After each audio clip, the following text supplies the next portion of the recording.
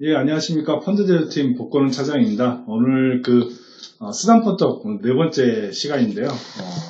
저희 팀의 김현정 차장과 김정민 차장 모시고 같이 진행을 하도록 하겠습니다. 인사하시죠. 네, 안녕하세요. 안녕하세요. 반갑습니다. 네, 차장입니다. 예, 저희가 이제 네 번째 시간인데, 이제 3분기가 아직 좀 끝나지는 않았는데, 이제 다음 주에 또 추석 연휴도 있고, 거의 이제 월말이 또 가까워지기 때문에, 일단 3분기를 어느 정도 좀, 결산하는 의미에서, 시장, 좀 전체적으로 좀, 요약해 보고요. 현재 지금 진행 중인 이슈들이라든가, 여러 가지 경제적인 상황, 그 다음에, 펀드, 이제 최근에 좀 이제 영업 중에서 질문들, 많이 오는 것들을 중심으로 해서 이렇게 좀 자료를 준비를 해봤습니다. 그래서 이제 4분기도 어차피 이런 부분들이 연결이 되는 부분이라서 이제 뒤에 좀 얘기를 해보도록 하겠습니다. 예, 그러면 이제 바로 이제 3분기 금융시장 리뷰 부분은 김현전 차장이 진행을 하도록 하겠습니다. 네, 정확히는 이제 3분기가 아직 안 끝났기 때문에 6월 말 이후로 한번 집계한 거랑 연초 이후 각 주요국들의 이제 주가지수 상승률을 한번 그림으로 나타내봤습니다. 딱 보시면 3분기 동안 가장 특이한 사항은 중국, 홍콩 증시가 상대적으로 많이 하락했다. 좀 그게 좀 특징인 것 같고요. 반면에 선진국 중에서는 일본 증시가 물론 이제 최근 한 1개월간 많이 오르긴 했어요. 그런 것이 좀 반영이 돼서 3분기에 일본 증시 상승률이 도드라졌다. 그 다음에 인도도 그냥 꾸역꾸역 좋았다. 반면에 이제 좀 안 좋았던 국가를 보면은 홍콩, 그 다음에 브라질. 국내 같은 경우는 코스닥보다는 코스피 200, 그러니까 대형주가 중소형주가 좀 성과가 좀 더 상대적으로 안 좋았다. 그렇게 좀 이해를 하시면 될 것 같고, 반면에 좋았던 데는 아까 말씀드린 일본, 그 다음에 중국도 보면은 중국 상해 종합지수는 오늘 좀 하락하긴 했지만 어제 같은 경우 3,700포인트 근처에 오면서 지금 2015년 이후 지금 역사적 신고가를 좀 갱신 중이거든요. 그래서 그렇게 보면은 같은 중국 증시를 하더라도 본토는 상대적으로 성과가 괜찮았지만 홍콩은 상대적으로 안 좋았다. 그런 것들은 좀 이따 말씀드리겠지만 아무래도 중국 당국의 규제, 특히 이제 인터넷 기업, 예를 들자면 알리바바, 텐센트 같은 것들이 직격탄을 받으면서 그런 것들은 다 지금 홍콩 증시에 상장이 돼 있거든요. 그러다 보니까 홍콩이 상대적으로 안 좋았다. 참고로 일본 같은 경우는 최근에 좀 성과가 좋은 이유가 기존의 스가 내각이 이제 교체가 되면서 이제 아마 9월 말 정도에 선거가 예정되어 있는데 고노다로라는 사람이 새 총리로 좀 부각이 되는 것 같아요. 근데 가장 큰 이유는 고노다로가 최근에 이제 내가 총리가 되면은 기존의 원자력 그 정책에 대해서 조금 전향적인 태도로 하겠다. 그 얘기가 나오면서 그 도쿄전력이 한 달 동안 거의 한 30% 정도 올랐거든요. 근데 도쿄전력이 보면은 니케이 지수에 차지하는 비중이 상당히 높습니다. 그런 것 좀 좋았고, 그 다음에 도요타 자동차가 최근에 이제 전기차 수소 관련돼서 성과가 좀 좋게 나오면서 도요타도 한 달 정도 보면 한 10% 정도 올랐어요. 그러다 보니까 도요타라든지 도쿄전력, 우리나라의 한국전력 같은 거거든요. 도쿄전력이. 그런 것들이 시총 대형주들이 성과가 좋으면서 일본 증시를 좀 이끌고 있다. 아무래도 이제 차기 내각에 대한 그런 기대감이 좀 반영되어 있는 것 같습니다. 그리고 미국 같은 경우는 1, 2분기 상당히 좋았는데 그렇다고 3분기 들어와서 막 나쁜 건 아니에요. 근데 조금 미국 증시는 고점 논란이 있긴 하지만 좀 올랐다가 좀 조정을 받으면 여지없이 저가 매수가 들어오면서 다시 반등하고 그런 것들이 지금 계속 반복되고 있습니다. 그래서 최근에도 보면은 S&P라든지 나스닥이 조금 조정을 받다가 최근에 또 다시 주 후반으로 오면서 다시 또 반등하는 모습을 보여주고 있어서 그런 영향 때문인지 펀드 자금도 보면은 역시 믿을 만한 건 미국이다. 그래서 미국 증시로는 계속 꾸준하게 자금이 지금 들어오고 있는 상황입니다. 미국 펀드로는. 그래서 참고하시면 될 것 같고. 그 영어로 바이 더 딥이죠? 맞습니다. 예, 바이 더 딥. 예, 저가 매수. 예. 그 참고로 S&P 500 지수가 제가 또 자료에 넣었는데 그 일봉 차트로 50일 이평선은 안 깨고 50일 이평선을 닿는 순간 바로 반등 나오고 맞습니다. 결국은 그거 자체가 바이 더 딥이거든요. 그러니까 이거 이상 이하는 안 빠지겠다. 이렇게 저가면서 하자. 약간 그런 기류가 좀 있는 것 같아요. 네. 네, 그래서 좋은 시장이죠. 저희가 매일 오하폰 자료를 내드리고 있는데 거기에 보면 금방 김동민 차장이 얘기한 S&P 지수가 50일 이동 평균선의 근처까지 오면 여지없이 찍고 다시 올라가는 반등하는 모습을 보여주고 있는 게 지금 거의 한 4년, 5년째 계속되고 있는 그런 패턴인 것 같습니다.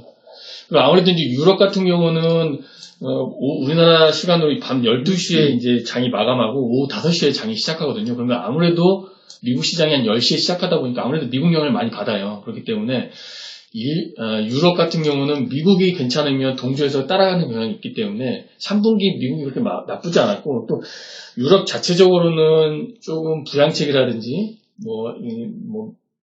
매수 여력이 좀 반영이 되면서 유럽 증시가 좀 한마디로 좀 조용하면서 강했다. 소리 없이 강했다. 레간자. 레간자. 아재입니다. 네, 그렇게 좀 유럽 증시가 좀 펼쳐지고 있는 것 같아요. 강하지 않은데 소리 없이 강한. 그래서 전반적으로 그렇게 보이고 또 관심 있는 여러분들이 관심 있는 베트남 같은 경우가 중국에 좀 동조되면서 좀 휩쓸리지 않을까 했는데 의외로 베트남 지수가 좀 많이 조정받지는 않았어요. 꾸역꾸역 올라오고 있어요. 물론 이제 연고점 치면서 조금 조정을 받긴 했는데 또 다시 꾸역꾸역 올라오고 있고 중국과는 좀 별개의 모습을 보여주고 있다. 그다음에 또 인도가 특히 이제 우리 회사 팔고 있는 미래에셋 인도 중성 포커스 주식 수익률 보시면 장난 아니거든요. 그래서 인도가 왜 이렇게 좋냐? 근데 아무래도 인도는 내수 비중이 80%라고 합니다. 기업들이. 그리고 손정희 일본의 소프트뱅크의 손정희 회장이 이제 비전 펀드를 운영하고 있는데 통계를 보니까 올해 들어서 중국 대비해서 인도를 투자하는 비중을 44배를 더 늘렸다는 보도가 나왔어요. 그러니까 손정희 같은 사람이 약간 좀 눈치가 좀 빠른 사람 아닙니까? 그러다 보니까 기존의 중국 비중을 상당 부분 인도로 많이 좀 시선을 돌린 것도 좀 그런 것도 영향이 좀 있는 것 같습니다. 그러니까 저희가 이제 인도하고 베트남 쪽 가끔씩 얘기를 하잖아요. 근데 인도가 왜 올랐냐? 라고 해서 조금은 의구심? 코로나 저렇게 터지는데, 저렇게 화장실도 없는 나라인데, 왜 오르냐 고민해봤는데, 결국은 이게 결국 돈의 흐름인 것 같아요. 아시아에서 투자할 수 있는 국가가 한국, 대만, 일본 빼고요. 그 다음에 홍콩, 그리고 인도, 인도네시아, 베트남 정도인데, 한국이 대체적으로 저희가 좀 안 좋았었잖아요. 결국은 이 이머징에 대한 투자 비중을 줄이지 않는다면 어느 국가 투자를 해야 되는데 상대적으로 인도가 좀 안 좋다 보니까 자금이 좀 부족하지 않았나 좀 것 같아요. 어떤 펀더멘털 그런 이슈는 잘은 모르겠지만 그냥 돈의 힘으로 끌어올려야 하는 생각이 좀 들어요. 그다음에 이제 좀 홍콩에 관심이 있으신 분들은 기사를 요새 많이 보실 거예요. 홍콩의 항대가 보니까 네. 항상 크다라는 항대, 한자로 항대인데 그걸 헝더라고 하고 또 영어로는 에버그랜드. 네. 네. 맞아요. 근데 몰랐는데 에버그랜드 에버그랜드 구단주가 이 항더그룹 구단 회장이더라고요. 네. 그래서 2019년에 우리나라 서울 FC랑도 경기를 하고 중국의 맨체스터 시티라고 불리는 구단주인데 지금 거의 지금 망했죠. 네, 거의 지금 해체되는 분위기인 것 같아요. 이거는 나중에 이제 중국 펀드 얘기하면서 좀 나올 얘기 같고, 그래서 전반적인 주요국의 주가지 상승률은 이렇게 보여줄 수 있고요. 그다음에 국내로 보면은 국내 증시가 이제 1, 2분기 보면은 외국인은 지속적으로 매도했고 개인은 그걸 다 받았던 형국이었고 기관은 중간에서 약간 양념 뿌리는 시기였는데 그 흐름이 3분기에도 이어졌다. 그래서 보시면 코스피와 코스닥을 나눠서 보시면은 지금 외국인이 맨 밑에 있는데 3분기, 그러니까 지난 3개월 동안 외국인이 거의 지금 10조 원 가까이 매도를 했어요. 그런데 이거를 개인들이 지금 다 받았다. 그렇게 보시면 될 것 같고. 3분기만 10조 원. 그렇죠. 지난 3개월이면. 예, 지난 3개월. 엄청 파였네. 예. 그 다음에 코스닥은 원래 외국인 비중이 그렇게 크진 않기 때문에 좀 논의를 치고라도. 그래서 개인들이 꾸준하게 지금 외국인이나 기관이 물량을 내놓으면 다 받아놓는 형국이 지금 올해 계속 이어지고 있다. 그렇게 보시면 될 것 같고. 그다음에 금리 변동을 보시면은 지난 8월 달에 우리나라 한국은행에서 기준금리 25p 올리면서 여기 25bp 올린 게 지금 국내 한국은행 금리에 반영이 됐고 이것들이 이제 우리나라 국고채 3년, 그러니까 단기 금리에 좀 영향을 주면서 단기 금리는 소폭 좀 오르는 모습을 보인 반면에 주요국의 이제 국고채 금리 현황을 보면 오히려 6월 말 이후에 미국이나 일본, 그다음에 독일 주요국은 오히려 좀 빠졌죠. 금리가 빠졌다. 그래서 3분기, 그러니까 한 6월 말 이후 채권형 펀드 수익률을 보면은 크게 재미는 없었어요. 그렇다고 해서 금리가 1, 2분기처럼 막 오른 상황은 아니었기 때문에 그렇게 또 많이 마이너스 폭도 뭐 그렇게 크다, 뭐 그렇게 하면 약간 좀 재미없는 채권형 펀드는 그렇게 보시면 될 것 같고, 마지막으로 이제 상품 가격 보면은 아무래도 이제 여러분들 많이 가시는 유가 같은 경우인데, 유가가 그 6월 달까지 70 몇 불까지 올라갔다가 3분기는 65불 언저리까지 좀 빠졌어요. 그러다가 최근에 다시 70불대로 올라오면서 반등을 했는데, 아무튼 6월 말 이후로는 유가라든지 좀 그런 것들이 성과가 좀 안 좋았고, 그다음에 여기는 뭐 콩 가격만 나오긴 했는데 그 농산물 가격도 많이 빠졌더라고요. 근데 반면에 여기는 없지만 천연가스가 엄청 많이 올랐어요. 네, 우라늄도 많이 오르고, 알루미늄도 오르고. 네. 그래서 상품 가격은 약간 품종별로 좀 업종 차이가 있는 것 같고, 그렇게 이해를 하시면 될 것 같고요. 이거를 이제 좀 업종별로 좀 나눠서 봤어요. 그래서 국내에 6월 말 이후 업종별로 보면은 제일 특이한 점이 이제 커뮤니케이션 섹터가 6월 말 이후 거의 섹터비 한 15% 마이너스입니다. 걔들이죠. 네이버 카카오. 네. 네이버 카카오. 이런 것들이 좀 주면서, 펀드에 따라서 나중에 설명드리겠지만, 네이버 카카오 비중이 높은 펀드들은, 6월 말 이후의 성과가 상대적으로 좀 저조했다. 그렇게 좀 이해를 하시면 될 것 같아요. 반면에 선진국 보면은, 6월 말 이후에 보면 전반적으로 업종별로는 다 좀 좋은 성과를 보여주고 있습니다. 아무래도 일본이라든지 미국, 그 다음에 유럽이 보통 선진국이라고 분류가 된다면, 그 선진국들의 주가 흐름이 괜찮았고, 업종별로도 봤을 때, 업종별로도 전반적으로 괜찮았다. 근데 다만, 이 에너지라고 된 부분이 아까 말씀드린 유가가 빠지면서, 정유업체라든지, 그 유가 관련된 기업들의 주가가 좀, 저조하면서 에너지 업종은 좀 안 좋았다.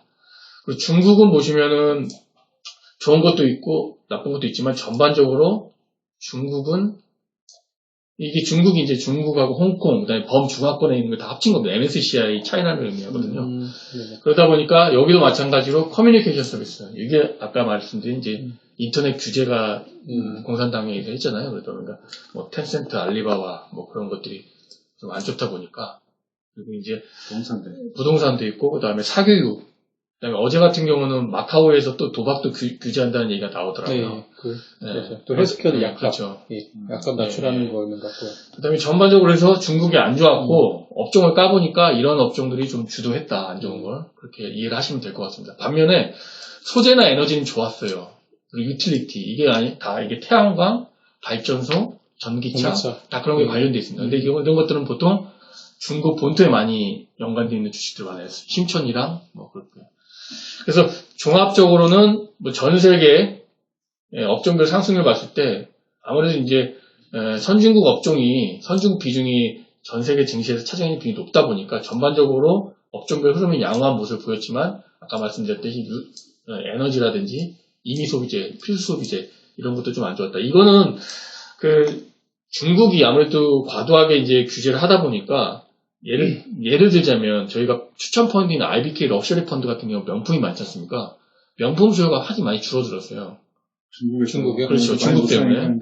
그렇다 보니까 뭐 루이비통이라든지 그런 주가들이 3분기에 되게 많이 하락을 했고, 그런 것들이 IBK 럭셔리 펀드 같은 그런 펀드에도 영향을 줘서 추천 펀딩이지만 좀 최근 성과가 좀 저조한 이유라고 보실 수 있습니다. 그런 것들이 지금 다 소비재거든요. 필수 소비재, 임의 소비재. 그런 것들 영향을 줄 수 있다. 저는 여기 그림, 잠깐만요. 그 국내 업종별하고 선진국 업종별 상승률 보면은 좀 다르잖아요. 그렇죠. 다른 이유가, 그래도 공유해보니까, 선진국은 전 섹터가 다 일단은 상승이에요. 근데 그 말은 업종별 섹터 순환매가 된다는 얘기거든요. 그러니까 금리가 오르면은 성장률 빠졌다가 가치주나 경기 인감률 올라가고, 또 그게 금리가 빠지면 성장률 좋은데 나머지 가치주는 빠져, 이런 성격인데, 국내는 업종별로는 별 의미가 없어요. 결국은 국내는 종목 수급으로만 움직이는 모양 같아요. 만약에 미국이랑 비슷한 분위기라면은 전 종목이 다 오르거나 해가지고 그렇죠. 섹터 올라야 되는데, 이런 모양이 되면 너무 좀 뭐라고 해야 되나? 예. 약간 중구난방 패턴이 없어요, 지금. 예, 중구난방이고 종목별로 없는 것 같아요. 그래도 예. 중국은 또 패턴이 있네, 이거는. 그나마. 저희는 규제, 확실하죠. 규제. 응. 죽일 사람은 죽이고 응. 살릴 건 살리자. 딱 그게 근데 명확하죠. 한국은 색깔이 없다. 약간 흐리멍텅하다. 좀 그런 것 같아요. 업종별로 네. 보면. 다음 페이지는 이제 여러분들이 좀 관심 있는, 그렇다면, 국내 주식 중에서 성과가 우수한 놈하고 부진한 종목이 뭐가 있느냐. 그러니까 업종하고 좀 연관지어서 생각하시면 될 것 같아요. 성과가 일단 우수했던 게 3개월로만 뽑아봤더니 에코프로그램, HLB, SK바이오사이언스 뭐 이런 것들이 좀 저희들한테 좀 익숙한 주식인 것 같고 오늘 이제 배터리 2차전지 소재에 관련된 기업들이 거의 상위권을 다 차지하는. 카카오게임즈도 괜찮았고 최근에 좀 안 좋더라고요. 아무래도 중국? 네. 중국 중국 게임즈 규제 때문에 때문에 또 상승 모멘텀이 조금 둔화된 것 같아요. 오히려 이런 포스코라든지 포스코 ICT 뭐 포스코, 그런 것들이 네. 최근에 좋은 것 같고 이거보다 더 상승했을 거예요 최근. 그 2차전지. 반면에 안 좋았던 애들은 뭐냐? NC소프트, AMW, 알지. 컴투스. 게임즈가 많잖아요. NC소프트는 신작 블레이드 앤 소울 2 출시했는데 뭐 유저들이 아주 그냥 평온해가지고 근데 저는 게임을 안 해가지고 외국분은 잘 모르겠어요. 저도 안 해봐서 모르는데 하여튼 하여튼 안 좋답니다. 예, 그 뭐 유튜브나 이런 데서도 이제 그 게임평을 해놓고 있는데 아주 거의 뭐 욕을 많이 해놔가지고 뭐 그 부분이 상당히 실적에 있는 부정적인 영향을 미칠 거고 그래서 이제 주가가 많이 빠진 상황입니다. 쭉 가다가 여기 보면 이제 카카오가 있는데 3개월로 봤을 때 한 마이너스 8%인데 이걸 1개월로 하면 마이너스 한 거의 20% 가까이 되더라고요. 네. 최근에 빠진 네, 거니까. 최근에 빠졌어요. 네. 그리고 LG생활건이 대표적인 필수 소비재인데 이런 것만 보면은 이게 근데 과거 이게 보면은 저희가 저기 2분기 때나 그때 화상회의 때 보면은 종목이 확 달라진 게 있는 것 같아요. 우리가 한 석 달 전에 얘기할 때는 좋았던 종목이 여기 많이 있었고 뭐 조선주라든가 대표적으로 이런 것들은 사실 이제 그 이제 상반기 때 이제 그렇죠. 전체적으로 그 리플레이션 트레이드 뭐 이렇게 이제 발생하면서 소위 말하는 이제 가치주 뭐 경기 민감 산업들 이런 것들은 이제 좋았는데 그게 이제 모멘텀이 다 꺾이면서 이제 수익률이 많이 부진해지고 있는 상황입니다. 이게 지금 왔다 갔다 하는 장이었다 보니까 개인 투자자들이 최근에 장을 되게 어려워하고 실제로 계좌 까보면 돈 버는 게 여기서는 없다. 그 원인이 지금 종목별 선순환이 막 확 돌아가는 거예요. 그러다 보니까 좀 이따 말씀드리겠지만 KTB VIP 셀렉션 펀드가 성과가 상당히 좋은 이유가 걔네들은 이제 먹고 빠지고 그런 걸 잘하는 것 같아요. 종목 선택을 잘하는 거죠. 그래서 이제 뭐 그런 최근의 장세의 흐름을 지금 잘 나가고 못 나가고 있는 종목을 통해서 한번 좀 유추해 볼 수 있을 것 같습니다. 네, 그러면 계속해서 이어서 이제 펀드 성과 부분을 좀 살펴보도록 하겠습니다. 그래서 이제 3분기 동안 이제 9월 13일 기준으로 해서 가장 이제 좋았던 펀드는 방금 얘기한 이제 KT VIP 스타 셀렉션. 요거는 자세한 거는 좀 더 뒤에서 설명을 드리도록 할게요. 여기 보면 다 해외 펀드입니다, 대부분이. 미래에서 인도 중소형 포커스, 인디아 골테. 유일하게 또 중국 펀드는 삼성 중국 컴퓨터 중소형. 이거는 아마 제가 월간 자료에도 저희가 언급을 했었고, 그러니까 그때 이제 그 중국의 어떤 규제 정책의 방향 때문에 결국은 검토 시장 쪽에 비중높은 펀드들이 좋을 것이라고 이제 자료를 썼었고, 실제로도 이제 약간 그런 분위기로 현재까지는 진행이 되고 있는 상황입니다. 그리고 그 외에 이제 국내 펀드 중에서는 이제 아무리 성장 중소형자 최근에 조금 성과가 좀 개선되고 있는 그런 모습이 나타나고 있고요. 이거 잘 모르겠죠. NH 아몬드 글로벌 웨스가 예전에 요거는 실버에이지 실버에이지 펀드가 이름이 바뀌었습니다. 바뀌었죠. 네. 글로벌 웰스 앤 헬스 펀드로 이름이 바뀌었으니까 참고하시고요. 그 다음에 이제 채권형 쪽은 전체적으로 보면 원액지형들이 다 좋죠. 환율이 거의 1180원대 한 번까지 찍고 왔었죠. 지금도 1170원대 왔다. 지금 1등부터 5등까지 원해지니까 이게 사실은 거의 환율 효과죠. 환율 효과라고 볼 수 있고, 실제로 보면 그 외에 보면 중국 채권이나 이머징 국공채, 이런 펀드, 그 다음에 의지 핑크 분산 투자, 이런 펀드들이 약간 수익이 좀 발생한 상황입니다. 혼합형도 보면 이제 주식형 성과에 뭐 상당 부분 좀 많이 연동이 되고요. 벤처 펀드들이 상당히 좋았어요. 이거는 이제 아까 보셨다시피 개별 종목들 장세가 펼쳐지다 보니까 이 벤처 펀드는 주로 이제 코스닥 소형주들이 많이 들어가거든요. 그래서 이제 KTB, 코스닥 벤처, 현대인베, 벤처기업 펀드 이런 것들이 성과가 좋았고요. 그다음에 공모주도 네, 공모주. 공모주도 일부 이제 영향을 충분히 받았고요. 그다음에 이제 KT VIP 밸류 이거는 이제 VIP 스타 셀렉션은 그 혼합형 펀드이기 때문에 성과가 당연히 좋았고요. 그래서 이런 펀드들이 혼합형은 좀 그렇고 롱숏 펀드들도 일부 좀 성과가 좀 나오는. 최근에 특히 롱숏 펀드들이 승리 방어력이 좋습니다. 네, 지수가 좀 정체 상태를 보이니까 확실히 또 롱숏 펀드들이 성과가 좀 개선되는 이런 모습이 나타나고 있습니다. 그리고 참고로 이제 미래에셋 스마트 헤지 펀드 셀렉션 그 사모 재건적을 공모로 만든 펀드 있지 않습니까? 그게 시장에서 최근에 자금이 되게 많이 들어오더라고요. 주간에 막 55비상씩 들어오더라고요. 아무래도 이제 이런 장세에 또 유연하게 또 적응하려는 그런 자금의 성격인 것 같습니다. 네. 그리고 그러면 이제 가장 성과가 안 좋았던 펀드를 보면 앞서 보셨다시피 이제 홍콩 비중, 홍콩 증시가 가장 안 좋았잖아요. 그러다 보니까 당연히 홍콩 그 상장 기업들 비중이 높은 펀드들이 다 안 좋았습니다. 미래에셋 찰나 솔로몬, 뭐 KB 통중국, VI 중 4차 산업도 있고요. 코리아 차이나 올스타 다 중국 펀드들이고, 그 다음에 아까 보셨다시피 브라질 비중 높은 중남미 플러스 펀드 이런 것들이 전반적으로 좀 안 좋았고, 국내 주식형 중에는 한국별 10년투자 수도공제 펀드, 그 다음에 하운투 한국의 힘 펀드 이것들이 조금 부진한 성과를 보였습니다.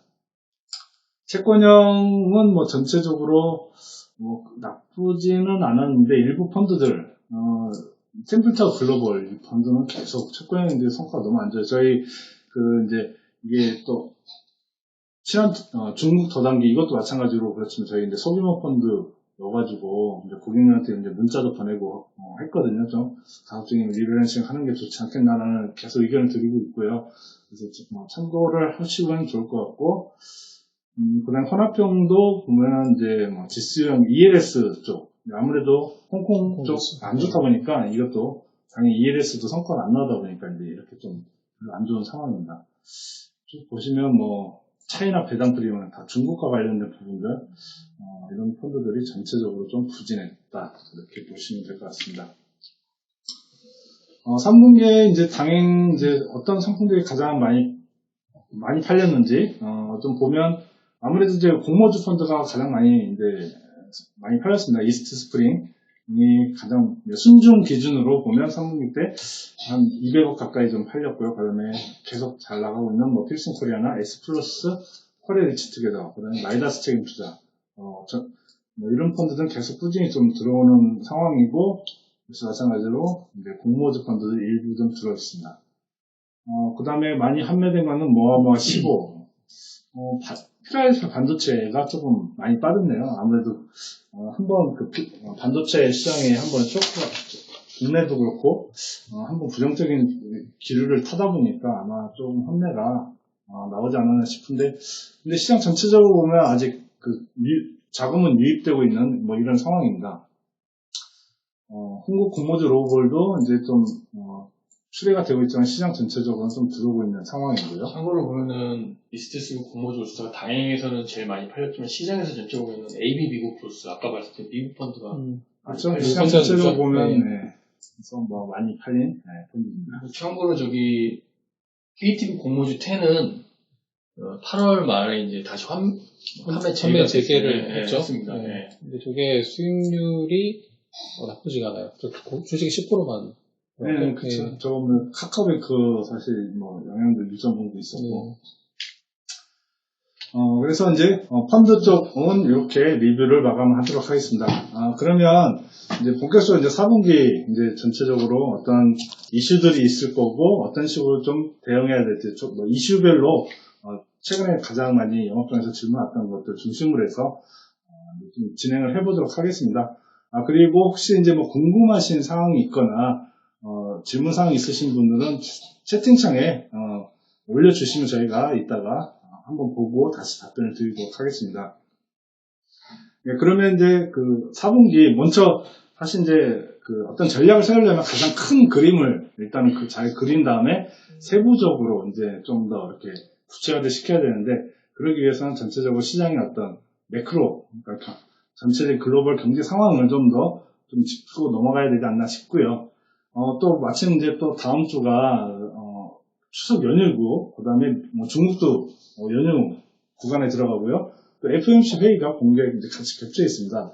그렇기 때문에 사실 이제 연휴 기간에 또 뭔가 또 사건이 하나 터지면 또 골치 아프거든요. 또 그리고 연휴를 앞두고 뭐 자금 수요라든가 이런 것 때문에 뭐 주식도 사실 관망 모드나 아니면 매도 모드 이런 상황이다 보니까 사실 어제도 미국이 올랐지만 아침 반짝 올랐다 바로 다 지금 빠져버렸거든요. 여기 이제 이건 뭐 조한주 차장님이 주신 데이터이긴 한데 과거 10년간 그 추석 연휴 전주에 코스피 등락률이 평균 마이너스 0.6.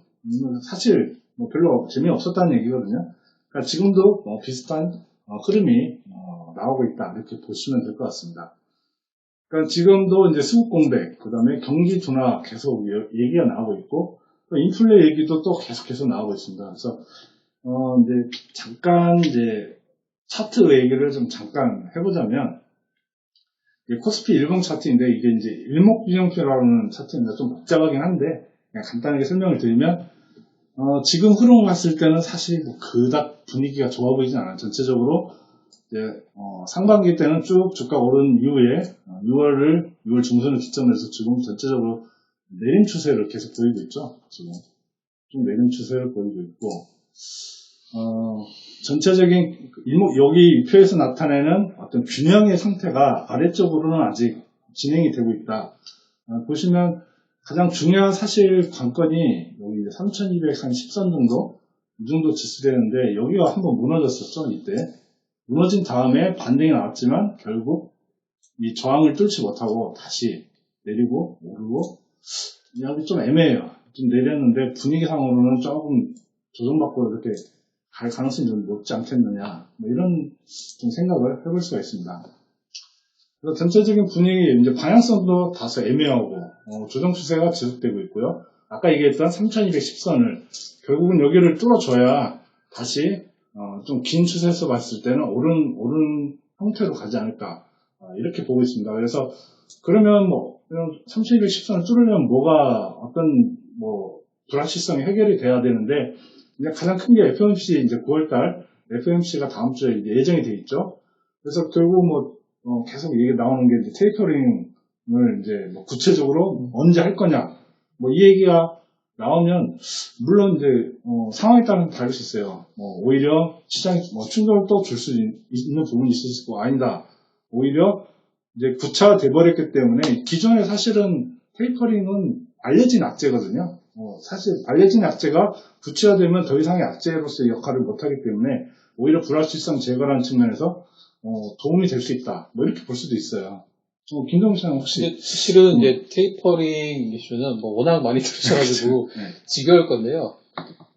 시장에 저는 그래요. 시장 영향은 이미 거의 다 반영이 된 것 같고요. 제가 9월달에 뭐 FOMC에서 이야기를 하든 안 하든 이미 올해 하는 건 거의 확정적이잖아요. 근데 별로 영향이 별로 없을까 생각 들어요. 이미 그게 다 반영됐기 때문에 국내 주식도 빠진 거고 미국도 세게 못 오른 이유가 야금야금 오른 이유가 저희 시장 계속 이제 입찰자 한 머리편에 있는 거죠. 맞습니다. 이거 인플레 오르면은 테이퍼링 하겠구나 이런 부분 있잖아요. 그래서 저희 이슈보다는 결국은 이제 이 테이퍼링은 거의 확정이 됐으니까 이 뭔가 국내적으로 해외도 오르고 아까 말씀한 3,110이죠? 3,210을 뚫고 갈 수 있는 요인이 뭔가. 근데 시장에서는 그 요인을 잘 못 찾는 것 같아요. 그러니까 뭐 여러 가지 기업 이익도 얘기하는데 기업 이익은 올해 하반기 기업 이익 자체는 좋아요. 근데 기업 이익만을 과연 올라갈 수 있나? 라는 거는 실은 그때 대박일 것 같아요. 근데 저는 개인적으로는 하반기는 그렇게 부정적으로 보는 입장은 실은 아니에요. 개인적으로. 뭐 그래도 국내 증시를 사랑하니까.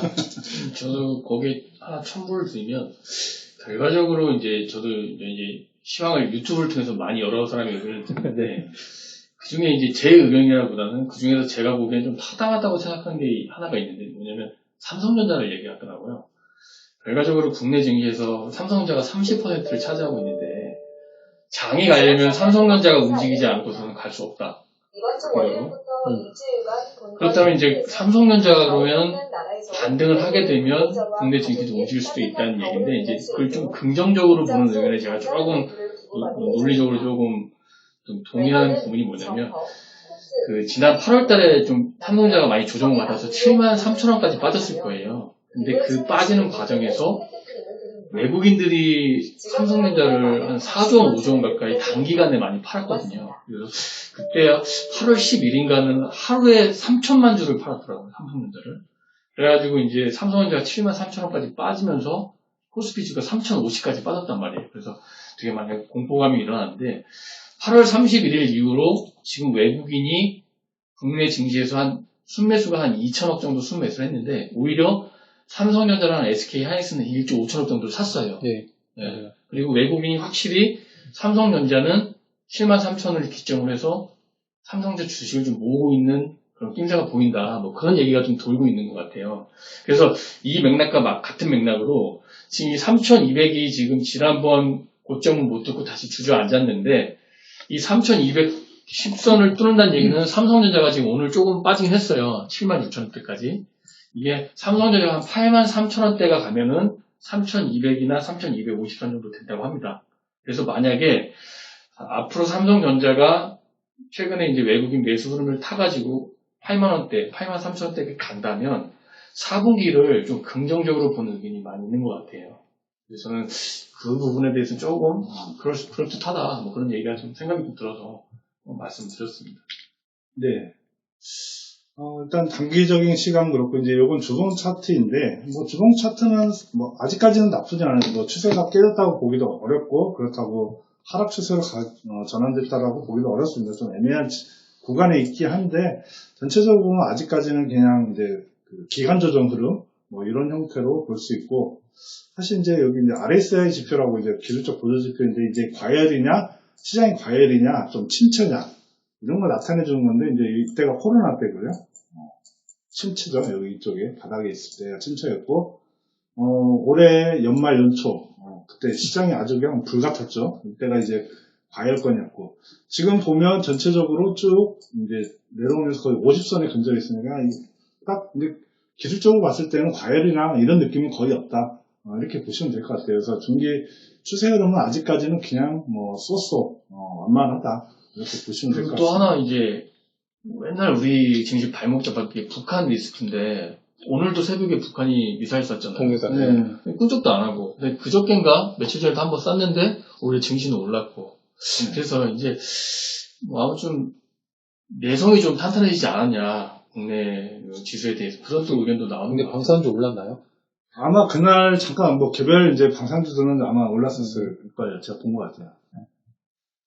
네, 뭐 시장 흐름은 대충 이렇게 먼저 마무리 짓도록 하겠고, 어쨌든 이 이제 시장의 흐름에 또 영향을 주는 부분들이 아까 이제 뭐 여러 가지 얘기를 했지만, 사실 가장 중요한 게 또 연준의 어떤 움직임이 일 수밖에 없거든요. 결국 근데 연준을 움직이게 하는 거에 가장 큰 두 개가 바로 고용하고 물가입니다. 이제 연준의 그 통화 정책을 가장 이제 결정짓는 이제 그 두 가지 요소인데, 이제 과거의 연준은 사실 이제 물가에 되게 집착을 했어요. 물가가 높아지면 기준금리를 인상하고, 뭐 당연히 이제 경기가 안 좋아지면 기준금리를 내리고 이렇게 했는데, 지금은 이제 코로나 이후부터는 좀 확연히 달라졌어요. 연준도 물가보다는 오히려 물가는 어느 정도 용인을 하겠다. 그리고 방점을 두는 게 오히려 이제 고용이 좋아지면 이제 기준금리를 올리던가, 뭐 이제 테이퍼링을 실시하던가, 뭐 여러 가지 얘기를 하고 있습니다. 그런데 이제 그렇기 때문에 사실 이제 물가 얘기들이 최근에 계속 나오면서 어떤 연준 테이퍼링 하냐 마느냐 이렇게 얘기하는데, 약간은 제 생각은 고용이 사실은 더 좋아야 되는 부분인데 약간 포커스가 좀 빗나가 있지 않나 싶고요. 어쨌든 근데 뭐 경기도 지금 어쨌든 지금 점점 둔화되고 있고, 중국도 경제지표가 좀 쇼크죠. 어제 네. 소매 판매도 굉장히 낮게 나왔고, 산업생산 지표도 좀 부진했고, 그래서 경기도 사실 안 좋고 둔화되고 있는 상황에서 물가까지 최근에 공급 그 충격이죠. 공급망 차질이 계속 이어지다 보니까 이 소위 말하는 이제 인플레도 두 가지가 있는데, 비용 인플레이션이 있고 이제 수요 견인 인플레이션이 있는데 지금 같은 경우에는 오히려 이제 비용을 높이는 쪽에 인플레 우려가 커지고 있습니다. 그래서 계속 이제 스태그플레이션 얘기가 나요. 근데 스태그플레이션은 엄밀히 얘기하면 지금 상황은 맞지는 않죠. 스태그플레이션이라는 거는 결국 경기가 침체되고 물가가 오르는 이런 가장 안 좋은 상황을 얘기하는데 어쨌든 지금은 성장률은 유지가 되고 있는데 약간 둔화되는 이런 과정에서 물가는 오르고 있는 상황이기 때문에 이거를 스태그플레이션을 보기는 어려울 것 같아요. 근데 어쨌든 뭐 언론은 항상 자극적인 제목을 뽑아내다 보니까 이런 얘기들이 최근에 많이 나오고 있습니다. 근데 크게 신경 쓸 요인은 제 생각은 아니다라고 일단 보고 있고요. 그래서 연준의 정책의 어떤 방향타는 어쨌든 고용이 일단 우선이다. 고용이 좋아지면 반드시 긴축 모드로 가는 건 당연하다라고 이렇게 보시면 될 것 같아요. 그래서 여기 참고적으로 보시면 이제 미국의 소비자 물가도 보면 과거 금융위기 직전 2007년도 수준까지 왔다가 살짝 꺾여 있는 상황이고 그 다음에 중국의 생산자 물가도 보면 금융위기 직전이었죠. 이때 수준까지 올라와 있습니다. 근데 대부분은 여기서 다 꺾여 내려갔거든요. 그래서 이제 일단은 추이를 좀 봐야 될 것 같습니다. 미국의 물가도 최근에 이제 미국 물가 상승의 주범이었던 이제 중고차 가격이라든가 항공, 렌터카 이런 것들이 전체적으로 좀 꺾이고 있는 상황이기 때문에 대체적으로 물가는 좀 이제 하반기로 더 갈수록 좀 안정을 보이지 않을까 이렇게 보고 있는 게 좀 주된 전해라고 보시면 될 것 같아요. 최근에 약간 그래프 쪽에 약간 꺾이는 게 보이잖아요. 살짝. 예. 이게 지금 피크아웃이 됐다고 볼 수도 있을까요? 이게 좀 궁금해요. 사실 답은 없어요. 네, 이게 좀 애매해요. 아직은 이거 한 달 이제 좀 둔화됐다고 해서 피크아웃이라 보기는 어려울 것 같고 일단 한두 달 추세는 좀 더 봐야 되지 않겠느냐. 근데 이제 물가를 구성하는 요소들 여러 가지가 있을 텐데 주요 그동안 이제 이렇게 물가를 끌어올렸던 주요 요인들이 꺾여 내려가고 있기 때문에 대체적으로는 아직 8월, 9월, 10월 이렇게 가면서 좀 점차 이렇게 좀 둔화되는 형태가 가지 않을까. 그러면 연준 의견대로 일시적인 인플레 네, 그렇죠. 가능성이 있다. 그래서 오히려 지금 사람들이 물가 때문에 테이퍼링 하나만에 이거에 지금 신경 쓰는데 오히려 그게 잘못된 게 그거보다는 지금 고용이 좋아야 되는데 그때 지난달에 고용 지표가 별로 안 좋게 나왔잖아요. 네, 그렇죠. 안 좋게 나왔죠. 그래서 이제 그런 부분들이 다시 회복이 되는지 이 부분을 좀 더 면밀하게 좀 봐야 될 것 같습니다. 그래서 말씀하신 것처럼 물가가 피크아웃이냐 아니냐는 저희가 실은 판단할 건 아닌 것 같고요. 근데 고용은 실은 명확하게 수치로 딱 볼 수가 있잖아요. 그렇죠. 그리고 또 주간으로 계속 발표를 해주고 있기 때문에 그래서 물가보다 고용을 보시는 게 낫겠지만 어쨌든 올해 하는 거는 테이프를 하는 거는 뭐 거의 기정사실이니까요. 네, 맞아요. 너무 이 변수를 이게 피크아웃이 이런 부분만 너무 머리 앞에 고민할 필요 없을 것 같긴 해요. 네. 너무 그렇게 신경 쓰지 않으셔도 될 것 같습니다. 그러면 이제 전체적으로 큰 그림은 일단 한번 좀 살펴봤고 이제 최근에 이제 가장 많이 오는 질문 중에 하나가 이제 또 공모주 펀드였거든요. 공모주 펀드들이 사실 이제 성과가 최근에 괜찮았다가 카카오뱅크가 출렁거리면서 이제 좀 왔다 갔다 하고 있는 상황입니다. 대체로 보면 카카오뱅크가 이제 8월 6일, 8월 초에 이제 상장을 했고 9월 13일까지 기준으로 보면 거의 65% 크게 올랐습니다. 그 다음에 크래프톤이나 롯데렌탈 같은 경우는 재미가 없었고 그 외에 좀 작은 기업이긴 하지만 브레인즈 컴퍼니 같은 경우도 쏠쏠한 재미를 안겨줬습니다. 지금 예정되어 있는 게 이제 현대중공업이 상장 9월 17일이면 내일이죠? 내일 맞죠? 네, 맞습니다. 그래서 6만 원에 시작할 거고 카카오페이는 한 10월달 원래는 한 8월달 한다는 얘기했었는데 계속 지금 밀려가지고 어디가 또 밀렸어요. 네, 또 밀려가지고. 네. 제가 확인을 못했는데 카카오 분위기가 안 좋아서 밀리는 거 아무래도 요즘에 그런 전체적인 분위기 때문에 좀 그러겠죠. 그리고 또 첨부 들으면 이제 카카오뱅크가 관심이 많은데 또 그런 얘기 나오더라고요. 이 카카오뱅크가 이제 카카오 지금 두들겨 맞고 있지 않습니까? 그러다 보니까 카카오뱅크도 이제 은행이다. 그래서 다른 시중은행에 적용되는 규제도 카카오뱅크에 적용해야 되는 거 아니냐는 의견이 나오고 있는 것 같아요. 그래서 공모가가 이게 제가 알기로 38,000원인가? 39,000원. 심지어 좀 부정적으로 보는 사람들은 그래 적정 이론가인 공모가까지 좀 갈 수도 있지 않느냐. 뭐 그런 얘기도 나오고 있는 것 같아요.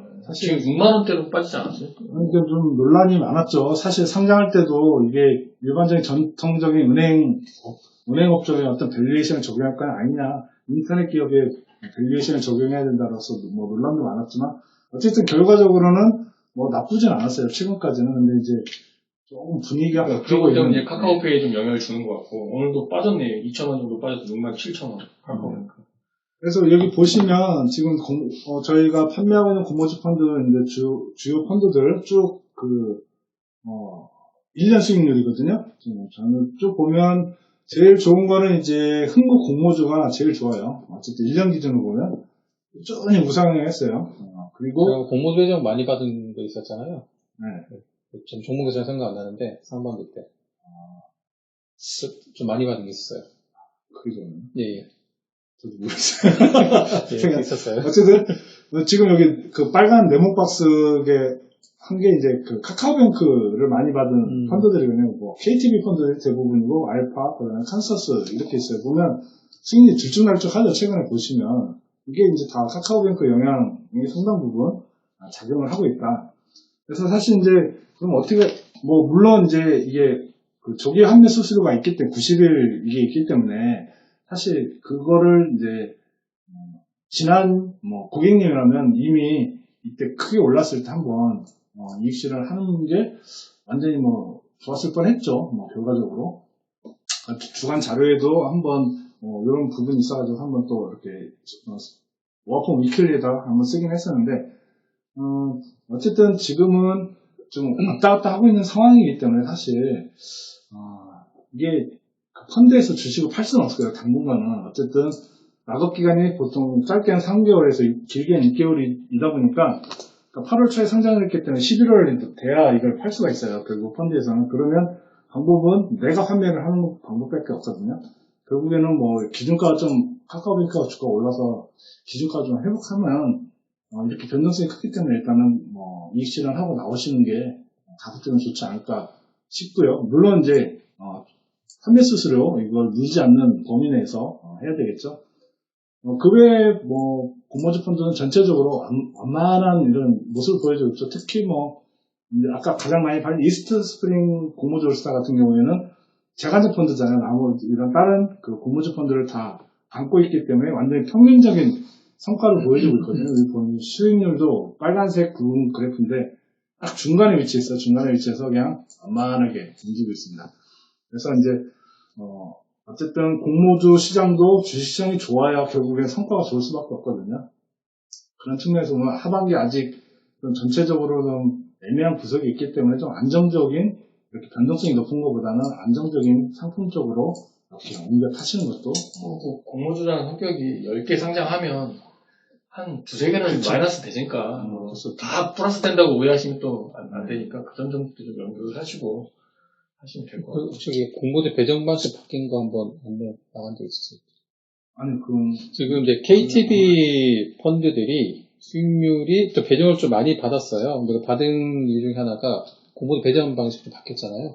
그러니까 예전에는 펀드 규모 상관없이 배정해주다 보니까 실은 그 주관사에서 임의를 해준 게 많았어요. 예를 들어 1,000억짜리 펀드가 100억짜리 펀드가 했으면은 똑같이 1억을 받으면 100억짜리 펀드가 훨씬 비중이 많잖아요. 근데 지금은 이 순자산이 많은 펀드에 배정을 더 많이 해주고 그리고 KTB 펀드들이 돈이 많이 들어오고 배정을 많이 받았어요. 그래서 제가 뭐 KTB 펀드가 뭐 이렇게 홍보를 하는 게 아니고요. 객관적 규모가 큰 펀드들이 이렇게 좀 불합리한 점이 있었는데 그걸 시장에서 제대로 바꿔준 거죠. 자산이 큰 거를 배정 더해주는 그런 방식 좀 배정 방식 바뀌었거든요. 그래서 최근에 좀 성과 좋은 이유 중에 하나가 배정을 좀 받은 것도 일부 있습니다. 예. 참고하시면 좋을 것 같고요. 그 다음에 이제 사실 이거는 이제 지난 그 수담펀드 때도 나왔던 얘기인데 채권형 펀드, 특히 이제 장기채 펀드 얘기죠. 최근에 또 기준금리 이제 또 추가 인상한다라는 얘기가 나오면서 단기금리들이 또 쭉쭉 오르고 있죠. 지금 보시면 국고채 1년, 2년, 통화증권, 상금채들 보면 최근에 다시 기울기가 조금씩 올라가고 있어요. 그래서 펀드들이 단기채 펀드도 다시 또 수익률이 이렇게 꺾이는 모습이 나타나고 있는데 사실 이거는 이제 그래서 많이 물어봐요. 지금 최근 또 단기채 펀드 마이너스 나요. 뭐 좀 수익률이 안 나오고 있는데 어떻게 해요? 그런데 사실은 뭐 방법이 없어요. 뭐 수익 기다리는 방법밖에 없고, 지금 여기 보시면, 여기 이제 5월 말이었죠. 이때 기준금리 인상을 한번 시사를 하면서 크게 단기물 금리가 올랐어요. 그러면서 펀드 수익률은 이렇게 꼬꾸라졌죠. 근데 그 이후에도 사실 금리가 크게 빠지지 않았어요. 완만하게 우상향했죠. 근데 그 과정에서 보면 펀드 수익률은 대부분 다 회복을 했어요. 그러니까 결국에는 중요한 건 뭐냐, 이렇게 급격한 변동만 없으면 시간이 지나면서 단기채 펀드들은 수익률은 꾸준히 회복이 된다 라고 생각을 하시면 될 것 같아요. 그래서 일단 버텨야 되죠. 그리고 현재의 어떤 금리 수준이 사실은 기준금리를 보통 한 2번 정도 인상한 현재 금리 수준을 반영을 하고 있거든요. 그렇기 때문에 실제로 그 기준금리를 또 하늘에서 올린다고 하더라도 금리 자체가 이렇게 크게 뛰는 이런 가능성은 높지 않다라고 보고 있습니다. 그래서 오히려 이렇게 완만하게 움직이는 구간 아니면 뭐 홍보 구간으로 이제 접어들지 않을까. 그렇게 되면 단기채 펀드들도 좀 꺾였다가 다시 완만하게 상승하는 이런 형태가 되지 않을까 싶습니다. 그렇기 때문에 너무 이렇게 단기의 어떤 흐름에 너무 민감하게 연연하지 마시고 좀 그냥 뚝심 있게 버티시면 사실 기대 수익률은 많이 낮을 수밖에 없지만 어쨌든 마이너스 구간은 탈피할 수 있다 이렇게 보시면 될 것 같습니다. 그 다음에 이제 지금 이제 가장 잘 나가는 핫한 펀드죠. KTB VIP 스타셀렉션 앞서도 잠깐 언급을 드렸는데 차장님, 네. 그래서 여기 한자 공개 1 이걸 먼저 하시면 안 돼요. 퀴즈 한번 내주시죠. 선물 없습니까 이번 시간에? 선물을 준비를 못해요. 공개 1학. 네. 그렇죠. 지금 완전히 공개 1학이죠, 이 펀드가. 최근 3개월 성과인데 보시면 뭐 압도적입니다. 20% 지금 넘게 나오고 있고, 저희가 가장 많이 팔린 뭐 마이다 책임투자, 필승 코리아, S 플러스 코리아 리츠투게더 다 소소한데 거의 한 15% 이상 차이가 나요. 15%, 17%. 그럼 보면 여기 이제 들어가 있는 종목들인데 여기 탑10 종목이거든요. 이 3개월 수익률을 보시면 종목들이 대단하죠. 물론 마이너스 난 종목도 현대차, 우선주 같은 뭐 종목도 있지만 메리츠금융지주 110% 올랐고 코스머신 소재 100% 올랐고요. FNF 45% 올랐고 결국에 이런 구선 탑10 종목들이 이렇게 성과가 뭐 단기간에 이렇게 빠르게 올라오니까 당연히 펀드 성과도 좋을 수밖에 없죠. 물론 이거는 어떤 매니저의 뭐 종목 선택 능력이 정말 탁월했다.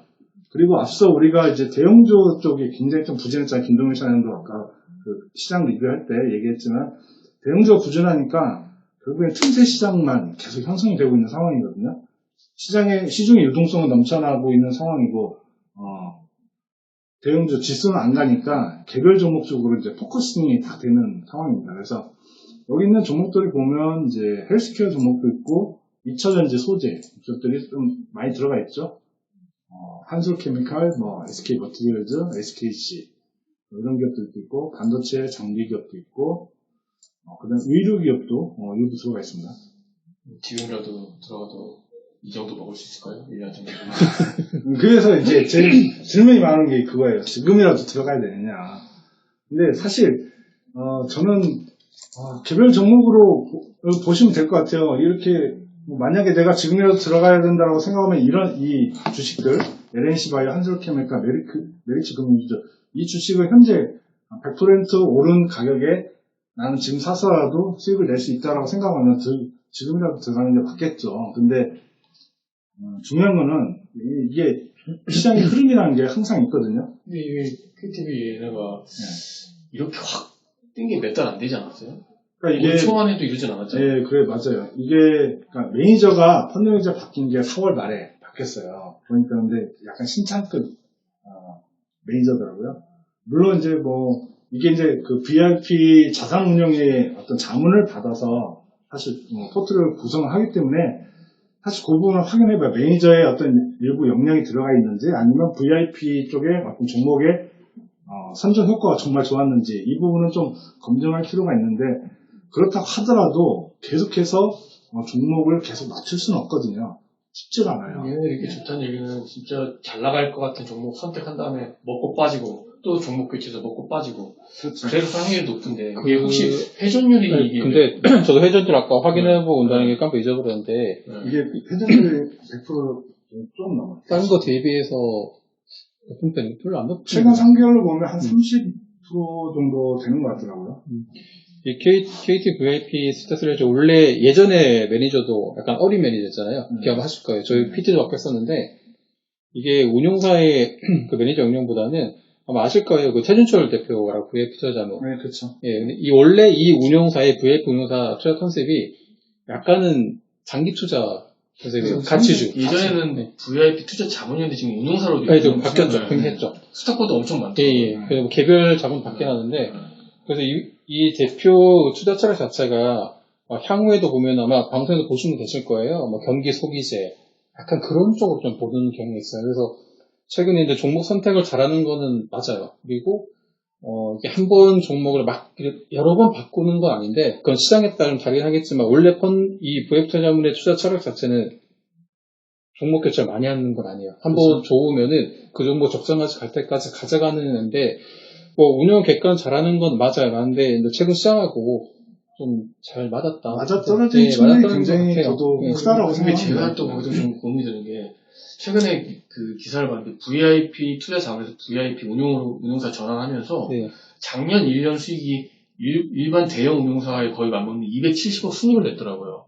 그 얘기는 몇 조 원의 이제 스탁국 불리는 자금이 있다는 얘기거든요.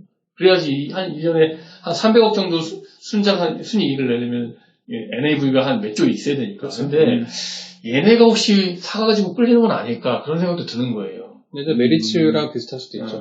맞아요. 저희가 이제 자꾸 이 얘기만 하다 보면 혹시라도 이제 너무 오해하실 수 있을 것 같아서 약간 우려.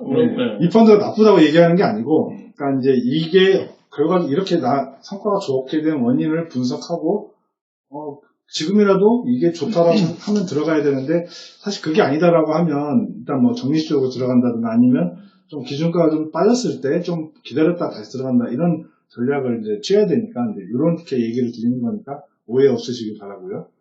어렵네요, 어려워. 그러니까 방금 전에 얘기한 것도 약간의 일리가 있는 얘기인데, 과거에 이제 메리츠 코리아 펀드가 엄청나게 조 단위로 그렇죠. 그 자금을 모았잖아요. 그래서 걔네들이 산 종목들이 주가가 엄청나게 올랐어요. 근데 그 뒤로 어떻게 됐는지 아마 다들 잘 아실 겁니다. 몇 년 동안 고생을 했어요. 그러니까 물론 여기도 꼭 뭐 그렇게 꼭 비슷하다라고 볼 수는 없겠지만 어쨌든 특히 여기 있는 종목들이 다 대형주는 아니잖아요. 그렇죠. 다 또 중소형 거고 그때 메리츠 코리아도 물론 대형주도 일부 있었지만 대부분은 또 중소형주들이 많이 있었거든요. 그래서 지금도 약간은 그런 부분들도 한번 좀 감안을 해야 되지 않을까. 그래서 이제 영업점에 계신 분들도 지금 당장의 어떤 수익률을 보고 너무 좋은데 이거 고객님께 추천해도 이렇게 할 게 아니고 좀 더 면밀하게 좀 이렇게 검토를 해보시라는 의미에서 그래서 지금 들어가도 되는 거예요? 이렇게까지 얘기했는데 일단 조금은 수익률이 급격히 다른 펀드 오른 거는 조금 조심해야 되는 거 맞긴 맞아요. 네. 그래서 하도 질문이 많이 들어오시니까. 네, 그 전에도 SF+ 코리아 H2에다가 이제 카카오 때문에 굉장히 성과가 좋았었거든요. 그러다가 한 3개월 이상 이때 또 많이 들어왔는데 한 3개월 이상 또 지지부진하게 흘러간 적이 있거든요. 지금도 사실 약간 그런 가능성, 개연성이 좀 있지 않나. 왜냐하면 개별 종목 장세라는 게 언제까지 갈 수는 없거든요. 또 앞서 얘기했듯이 뭐 FOMC에서 갑자기 또 그 발표하고 나서 뭐 시장이 뭐 갑자기 강세 분위기로 전환된다 그러면 결국은 올라가면 대형주로 사고요. 그러면 네, 맞아요. 대형주로 갈 거예요. 시장에 자금 한정이 돼 있기 때문에 결국 이렇게 많이 오른 중소형주를 다 팔아가지고 대형주로 같은 맥락에서 아까 삼성전자가 아직 지금 77,000원인데 확 가버리는 시나리오가 되면 또 대형주로 또 외기가 모일 수 있어요. 그렇죠. 그렇게 되면 이 펀드는 성과가 안 나올 수 있어요. 그렇기 때문에 그런 측면을 한번 고려를 해보시라고 말씀을 드리는 겁니다. 그 다음에 이제 마지막으로 질문이 다들 어렵네요. 이것도 만만치 않은 질문인데. 여기 뭐 제레미 시계는 이따가 할까요? 이거 좀 마지막에. 그러면 이제 네이버 카카오 최근에 또 이슈가 있었죠. 이것도 이제 많이 질문이 왔어요. 지금 사야 되는 거 아니냐 이렇게 많이 빠졌는데. 근데 사실 개별 종목, 그러니까 직접 주식을 사는 건 솔직히 저는 약간 아직도 물음표. 저도 지금 카카오 아직 물음표라고 말씀을 드리고 펀드는 좀 얘기가 달라요. 왜냐하면 그 펀드 안에는 요 두 종목만 있는 게 아니고 사실 더 많은 비중의 다른 종목들이 있기 때문에 사실 물론 이 두 종목의 비중이 많은 뭐 한투 K니딜 이런 펀드들은 사실 약간 좀 조심을 할 필요는 있어요. 왜냐하면 두 개 종목 합쳐서 16.5%이기 때문에 굉장히 좀 집중된 포트죠. 네, 그렇기 때문에 좀 조심을 해야 되고 뭐 이스트 스프링 코리아 리더스 이런 펀드도 약간 마찬가지고요. 그렇지만 그 외에 이제 나머지 펀드들은 어쨌든 다른 구성 종목들이 더 좋으면 이것들을 커버해 줄 수 있기 때문에 굳이 그렇게 크게 신경을 쓰지는 않아도 되지 않을까 싶습니다. 그래서 그 외에 이제 참고적으로 이제 그 카카오 네이버 비중이 높은 펀드들 이렇게 있으니까 잘 이렇게 참고를 해주시면 좋을 것 같아요. 그래서 어쨌든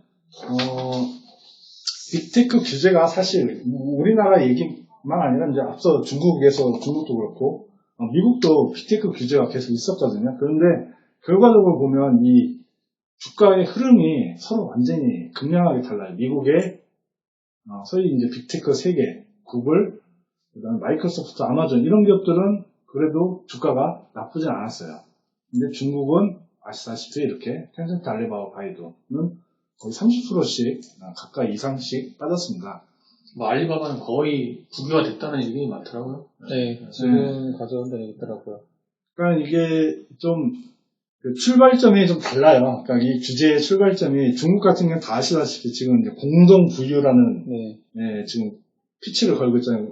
잠깐 설명해 주시죠, 김현재. 공동 부유는 딴 게 아니고 있는 놈들 돈 뺏어서 중산층, 서민층에 좀 뿌리겠다. 부동산 우리가 규제해서 집 없는 사람들 집 나눠주겠다. 그렇죠. 사교육 그 규제해서 돈이 없어도 교육받을 수 있게 우리가 만들겠다. 아마 예전에 모택동의 이제 기치를 이제 시진핑이 받아서 하는 건데 이러한 흐름이 쉽게 뭐 주가가 빠지기 때문에 원상태를 하겠다 그건 아닌 것 같고 분위기가 상당 부분 지속될 거라는 얘기 많은 것 같아요. 맞습니다. 결국 이제 빈부격차가 이제 커지다 보니까 중국도 이런 체제의 위협을 받을 수 있는 요인들이 하나둘씩 다 제거를 하고 있는 상황이에요. 최근에 이제 헝다그룹 이제 파산 얘기가 나오는데 시진핑 정부는 그냥 파산하게 놔둘 거라는 의견이 되게 좀 많은 것 같아요. 어차피 헝다그룹 시가총액의 70%가 그 부회장, 그 회장이 지분을 갖고 있거든요. 그러다 보니까 뭐 헝다그룹 하나 망한다고 해서 뭐 이렇게 뭐 여러 가지 뭐 리만 브라더스 그런 얘기가 나오는데 실제적으로는 그렇게 뭐 홍콩 거기에만 좀 영향을 줄 뿐이지 중국 본토라든지 거기에는 그렇게 큰 영향이 없기 때문에 오히려 이번 기회를 통해서 이제 홍콩에 있는 어떤 금융권을 좀 본토 기업 지금 장악하려는 그런 것도 좀 있는 것 같고 오히려 헝다그룹이 뭐 유동성 지원을 요청하면 오히려 그냥 파산하게끔 내버려 두겠다는 의견이 좀 많은 것 같아요. 왜냐면 이제 어제가 리먼 파산 신청이 됐거든요. 9월 15일이 2008년도죠. 2008년. 네, 파산 신청이 됐는데 리먼 관련했을 때는 파생이 엄청 많았잖아요. 우리가 모르는 그렇죠. 근데 한번은 그런 거 없거든요. 그냥 개별 기업으로 끝날 거란 얘기 많더라고요. 그 질문하신 거랑 비슷한 내용 같은데 중국 펀드 보유액을 그렇죠. 결국에는 그래서 이제 말씀드리고 싶은 게 이제 그거예요. 이 빅테크 기업들이 사실 이제 앞서 상장되어 있는 지수들이 홍콩, 그다음에 항생테크, 그다음에 MSCI 차이나 이런 쪽이 많거든요. 근데 사실 그런 쪽은 당분간 어쨌든 저희 이제 뭐 그 전에 자료에서도 이제 썼듯이 당분간 좀 이제 계속 좀 별로 재미없을 것 같아요. 계속 지금 정책의 포커스가 본토 기업들, 자기 본토 안에 있는 기업들은 일단은 보호해주고 키워주겠다라는 의지는 또 확고하게 있거든요. 그러다 보니까 상해 종합증시나 신천 종합증시를 보면 나쁘진 않거든요. 네, 어제 같은 경우 2015년 상해 연구점에 막 치고 있고. 그래서 아까 이제 그 펀드 성과에서도 보셨다시피 그 중국 본토 기업 비중이 높은 펀드는 성과가 나쁘지 않았어요. 오히려 이제 홍콩 비중이 높거나 뭐 이제 미국의 ADR 형태로 상장되어 있는 그런 기업들은 성과가 굉장히 나빴고 완전히 양극화되고 있거든요. 이것들이 당분간은 좀 지속될 수밖에 없기 때문에 그러니까 중국 펀드도 그냥 뭉뚱그려서 이렇게 고유행하 만약 이렇게 하면 답을 드리기가 애매하고 나눠서 봐야 될 것 같아요. 이 펀드가 본토 기업 비중이 높으면 일단 가져가고 홍콩이나 아까 얘기했듯이 ADR 비중이 높은 펀드들 그러니까 쉽게 얘기하면 미래에셋 차이나 솔로몬, KB 통중국 고배당 또 뭐가 있었죠? VR 중국 4차산업 또 좀 그런 비중이 높고, 많이 줄였다고 하는데, 어쨌든 비중이 높은 상황이고, 그런 기업들은 좀 재미가 없을 수 있죠. 그래서 이 부분은 아마 중국 펀드가 제가 판매하는 중국도 많은데 그 중국 펀드가 어디에 처해졌냐고 저희가 자료를 예전에 몇 번 냈었거든요. 근데 요거는 아마 저희 한번 아마 다시 한번 정리 한번 해드리죠. 예, 그거는. 8월달 월간 사후관리 자료를 보시면, 그거에 대해서 8월 9일날 저기 복권회장이 낸 문서가 있습니다. 펀드 정보 시스템에도 네. 올라가 있고요. 예, 그러니까 여기 펀드별로 그 시장 비중이 있으니까 다 종목별 그거 업종별 보시고 좀 판단을 해야 되는데 네. 결론은 플랫폼 기업이라든가 중 본토가 아닌 펀드들은 조금은 일단 당분간은 회복은 좀 어렵지 않겠냐 그런 입장이시죠. 네네 맞습니다. 네, 그럼 이제 마지막 이제 김동희 시장이 준비한 내용 한번 보시고 마치도록 하겠습니다. 예, 이거는 제가 딴 걸 말씀드린 거 아니고요. 그 옛말에 어른 말 들어서 해될 거 없다. 와이프 말 들어서 해될 거 없다.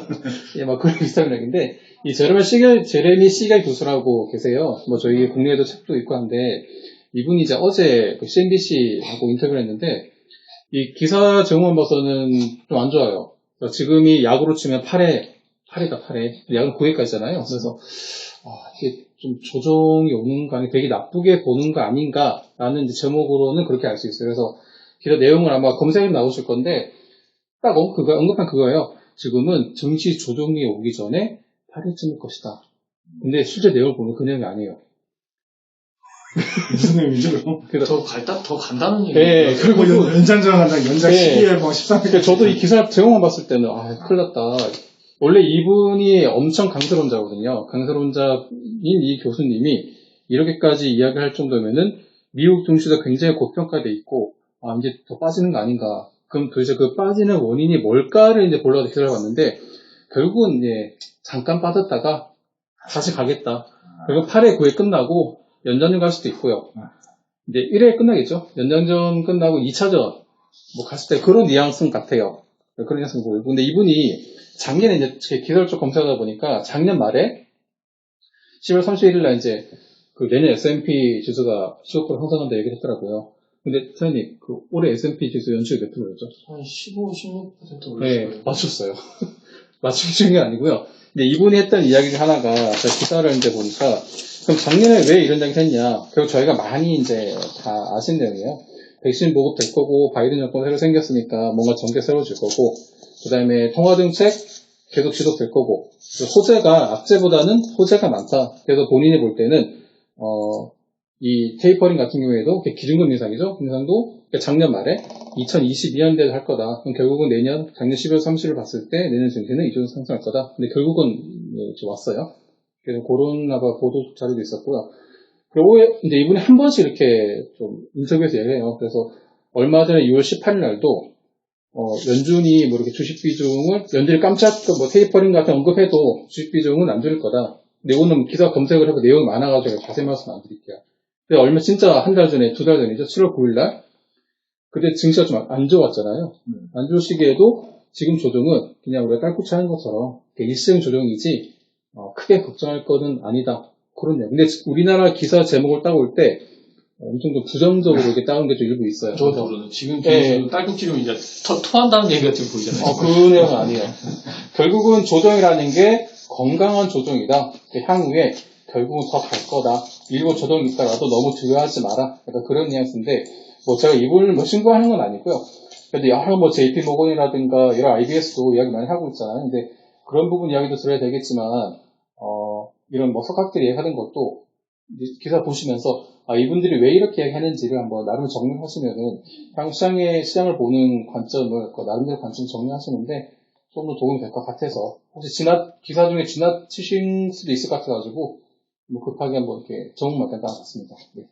브랜차님 이제 4분기에 그러면 조금 이제 긍정적으로 이제 우리가 뭐 나쁘다 그런 건 아니지만 조금 경계할 점이 있다면 뭐가 있을까요? 경계해야 돼요. 경계할 거 아니면 조금 부정적으로 다가올 만한 거 있다면.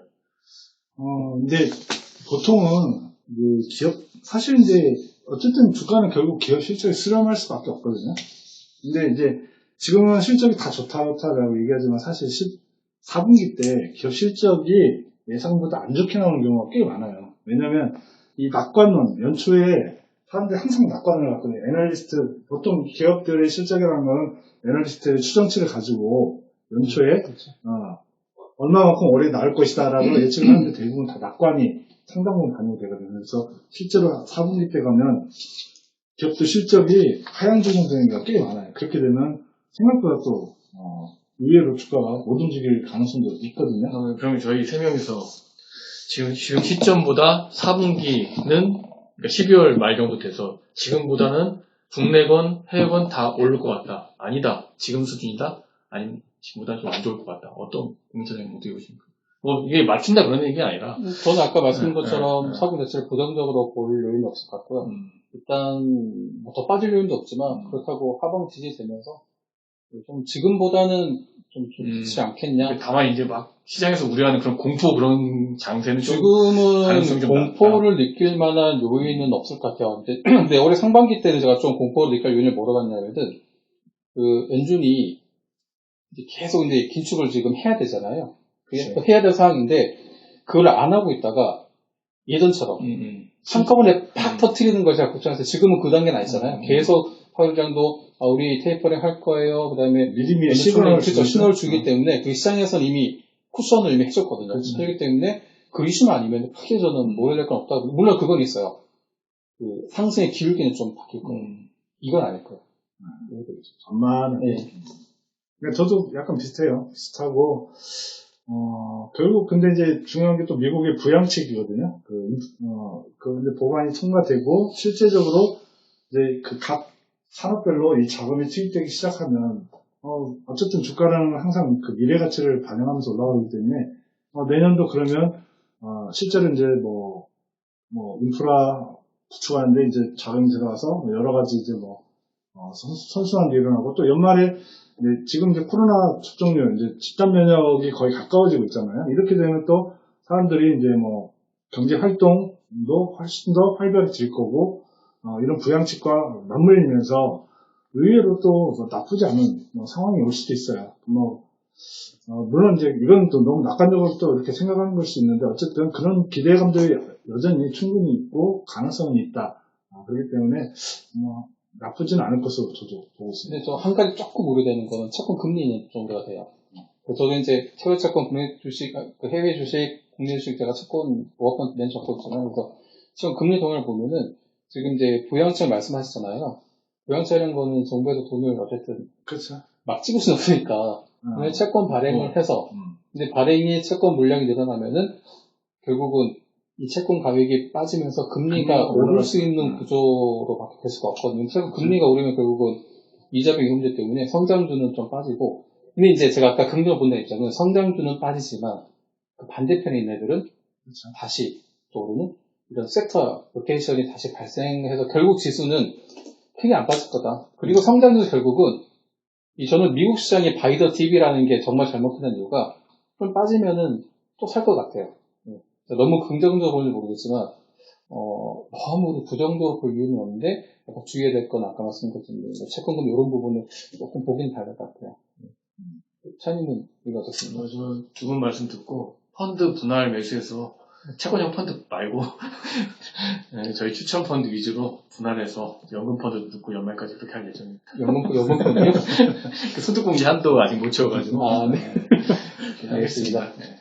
네, 그러면 이제 저희가 준비한 거는 여기까지 이제 마무리 짓도록 하겠고요. 혹시 궁금한 사항 있으시면 지금 이제 질문 못 주신 분들 아니면 이제 전화 주셔도 되고요. 나중에 개인적으로 연락을 주셔도 저희가 착실하게 답변을 드리도록 하겠습니다. 네, 그럼 저희는 여기서 마치도록 하겠고요. 이제 다음 주 추석 연휴인데 잘 보내시고 그 뒤에 또 한 연말쯤 가서 한번 다시 또 인사드리도록 하겠습니다. 네, 감사합니다. 네, 감사합니다. 고맙습니다.